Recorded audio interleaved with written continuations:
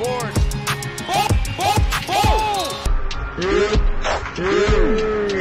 Mga kapenyo, tirahin na natin itong may init na issue ngayon.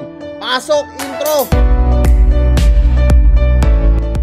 Hey yo, what's up sa inyo mga kapenyo? At today meron na naman tayo napaka-init na reaction video. Good morning sa inyong lahat, Luzon, Visayas at Mindanao. At syempre sa mga kapwa nating OFW around the world. At sa mga solid kapenyo natin na patuloy sumusuporta, nagla-like, nagko-comment at nagsishare ng mga reaction video natin. Maraming salamat po mga solid kapenyo. At dito nga no, meron na naman isang nag-request na solid kapenyo natin. Nagawan ko naman daw ng reaction video. Ito ang ambush interview ng PBA Moto Club dito kay Calvin Abueva. At dito mga kapenyo, naharang siya nito ni Sir Rico Milehopper. Dito walang kawala talaga no. Ito si Calvin Abueva at talagang nalaman din natin dito kung sino ba ang ultimate crush niya. At pangalawa, kung sino ba yung pinakaayaw niyang coach sa larangan ng PBA. At tara mga kapenyo, wag na natin patagalin at sabay-sabay natin panoorin. Ito nga mainit na interview ni Sir Rico kay Calvin Abueva. Tanong ko sa'yo, sa lahat ng mga naging PBA teams mo, sino ang favorite coach mo? Siyempre, number 1 dyan si Coach Luigi Trillo. Coach Ang pinaka-favorite niya mga kapenyo si Coach Luigi Trillo, no? Alex. Sino kaya pinakaayaw niya? Alex, 5 times na nasa finals. Alex Compton. 5 times na sa finals. Oo, kilala rin to si Alex Compton. Kumbaga parang, wow. Dahil sinabi mo, ang favorite coach mo, so far sa buong karir mo, hindi naman sa ayaw mo. Hindi ka lang siguro nag-excel sa kanya or... Siguro walang time na mapasama ako sa team niya. Pero sino? actually gustong-gusto ko. Pinakaayaw mo na coach? Ayoko na gusto ko Ayoko dahil siyempre di ko pa nakampi. Hindi ko pa nakaka-coach. Pero naging coach ko sa All-Star eh. Okay. Coach Sheng, siyempre, iba pa rin yung Coach Sheng, di ba? Ayaw mo dahil... Oo, iba yung mura ni Coach Sheng, iba yung... Mukhang mahigpit si Coach Sheng nung araw. Coach Sheng, pero once na nakasama mo naman, iba. Ano ang kwentong yengyaw mo? Kasi lahat kami may kwento kaming yengyaw. Ako, minura ako, alam mo. Anong mura?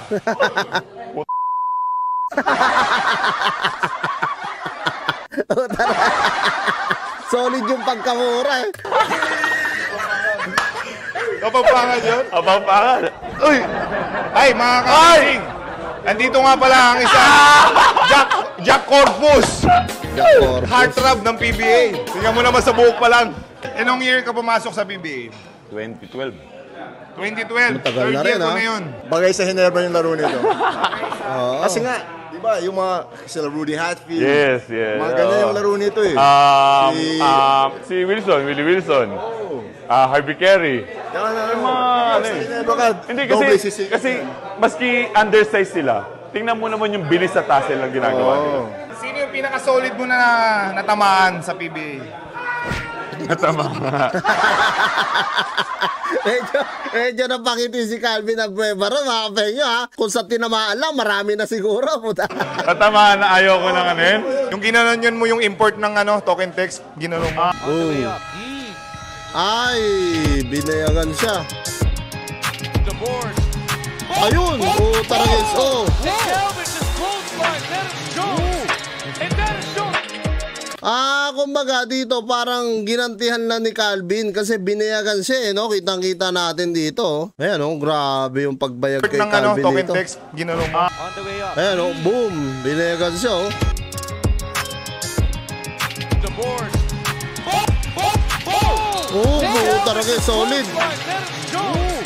And that is shown. Pati na sayaw. Mapang-asar din no? Taragis, Iba talaga ang Calvin Abueva mga kapenyo. Lalong-lalo na noong araw pa pagdating sa PBA, talagang malupit din yan. Tinangyari yun eh. Ano totoong nangyari doon? Hindi, below the belt. Siyempre tayo, anong ginawa sa'yo? Mapang-asar tayo. Napikon. Siyempre hindi naman tayo, nagpa-flop tayo as a 30 to 40%, hindi naman all the way flop. Yes. Payagang ka. Ayun. Sa pool yung sa pool. Hindi nag-react. Hindi ako nag-react. Di tinawag ni referee, let go. Ngayon naman, siyempre ako, iba na yan, di ba? Import. Relax na ako. Hindi rin ako nilabas. O yun, nagkataon na pag-rebound, nasakto sa kanya. Nag-init ulo mo naman. Wala na, blackout na. Bawal ang Calvin Abueva. So sa pool yun. Sa pool talaga. Itong PBA Moto Club, gustong-gusto namin itong YouTube namin kasi naririnig natin yung side mo, ginajudge ka eh. Hindi, akin naman, wala naman ako ano doon. Ang akin, basta pagkatapos ng nangyari, ginawa ko naman yung part ko na paano tayo babalik sa dati nating trabaho. Like, Tama. suspended ka ng 16 months. Okay. After pala mangyari yun, mga kapenyo, nasuspend siya ng 16 months. Ang tagal din, halos 1 year and 4 months, no, na nasuspend etong si Calvin Abueva dahil sa pagkakagawa nga niya ng ganon, no, dito sa import. Which is, parang gumanti lang talaga siya dahil nga binayagan din siya, no? Kitang-kita naman siguro natin sa video. Kaso lang, mga kapenyo, kung yung nangyari kasi doon sa import, hindi naman niya sadya yung pagkakabayag niya dito kay Calvin Abueva. Tapos doon kasi sa pagganti ni Calvin, kitang-kita talaga na medyo pinuruhan talaga ni Calvin, no? Kaya ang maano talaga doon, masususpindi talaga doon, yung nanadya. Kaya yun yung nangyari kay Calvin pala dito. No pay. 16 months? Oo, 16 months. No pay. 16 months. That's it na, Grabe, parang, no pay pa yun. Sakit sa ulo. Paano mo hahanapin? Totoo yun, mga kapenyo, dahil alam naman natin ang mga PBA, malaki rin ang sahod ng mga yan, no? Kaya nga pinaghihirapan nila yan, dahil isa sa ano nila yan, no? Hilig nila, passion nila, tapos mawawala ka ng 16 months, napakahirap nga naman nun. That's a pandemic pa. Paano mo in-accept yun? Siyempre, may pagkakamali rin ako at hindi rin nila pandemic, kita okay na ng lang. time yung paliwanag ko. In-accept ko na sarili ko para sa pamilya ko na kung ano yung papagawa nila, gawin ko na lang. Tama. Kaya just pinalo ko, kaya nakabalik ako. Yung napansin ko kay Calvin, after ng incident na yun, medyo nag-mature na siya. Kasi we Ganda. can magkikita-kita rin tayo in the future sa labas eh. Kasi ilang years lang ito paglalaro ng basketball. Saka yung Kasi basketball community. depende pa sa'yo kung... Small world yung basketball community natin eh. 1 year, 2 years, 3 years ka lang magagamit, end ka na. Meron 5 years, 10 years, meron pa 15 years. Kuya Rapi is 46. Ano na siya, 47 years na sa PBA. Oo, just... Wow! Diba? Calvin Abueva, gaano mo katagal gusto maglaro sa basketball? As long as kaya mo. As of kaya ko, makaipon ako ng pambahay ko ngayon dahil stable na muna yung yung family ko. Kasi I have 6 kids, 6 boys. Oh, puta, marami rin palang anak to si Calvin. 6 din yung kanyang anak, no? Siyempre, gusto ko muna stable yung buhay. Mahilig ah, 6 na anak. Ano mo ako, 4 lang ako.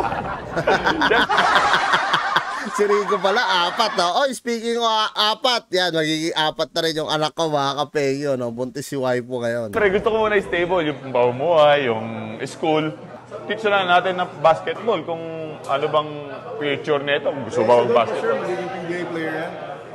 Wala akong comment doon about sa kung magiging Basta ako, matapos ka, maging good yung grades mo, okay ako. Pero sa mga bata, is advice gawin nyo lang yung pangarap nyo. Yung discipline nasa iyo na. Ngayon, wala ng pandemic, pagpatuloy nila yung paglarong basketball, wala na training. Dahil ngayon, ang dami ng mga liga na lumalabas. Pwede Malay sa natin, liga, isa sa kanila makapunta doon. Or hindi lang doon, makapunta sa pro. Napakaganda ng payo rin ni Calvin Abueva rito para sa mga kabataan, lalong-lalo na doon sa mga nagsisimula, no? Sa mga bagong sibol na talagang pagbutihin nga lang at tuloy-tuloy lang talaga ang pag-iinsayo. Dahil malay nyo nga naman, mga kapenyo, isa na kayo sa makapasok din sa PBA, mga kapenyo. Isang karangalan yan once na makapasok kayo sa PBA, di ba? At marami na ngayon mga liga. May MPBL pa, so napakadami ng pwedeng salihan. Kahit nga sa mga labas lang, sa mga Dayo Serie, napakadami na, mga kapenyo. Si Abueva, Calvin, isa to sa yung dapat hangaan dahil nagsumikap. Alam mo bakit? Narinig ko kasi galing kay Aktob. Kay Poy Aktob. Poy. Yung girlfriend ni Aktob, yung tatay niya, coach mo before.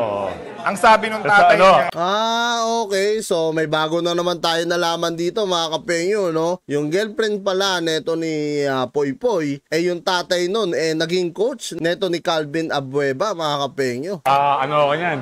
13, 14 years old. si Calvin ang 13, isang 14 example siya. na walang-wala dati.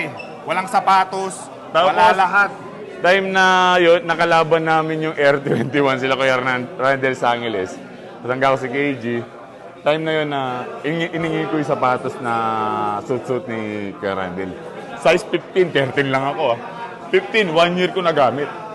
First time mo Ayos ah. sapatos. Oo, hindi, nagkasapatos na sa galing pa sa PBA. And then in the end, nabi ko, Kuya, nag-abot na tayo dito. Alam mo yung, sinuwento ko, Kuya, alam mo yung naglaro tayo sa Angeles, ganito, ganyan. Oo, ibinigyan mo ako sapatos. Oo, Appreciate mo. Oo, na-appreciate ko. Hanggang nagkakape kami ng gilas. Diba? Pagkalabang kami sa PBA. Kaya pala, Jay, napansin ko, pag si Ranedel nakakalayap ng maganda pag nakakabantay ito. May Loko-loko talaga si Ray. nakalimutan tayong question. Mahalaga to. 35 years old. Rated R era to. Sino yung celebrity crush mo nung kabataan mo? Dati. Eto na, Kitchi eto na. Nadal, kasi sa... Oy, si Kitchi Kitchi Nadal. Nadal. Mga kapenyo, speaking of Kitchi Nadal, paborito ng misis ko na, ano yan, na singer yan, mga kapenyo, no? At talagang galing na galing yung misis ko dyan. Singer yun.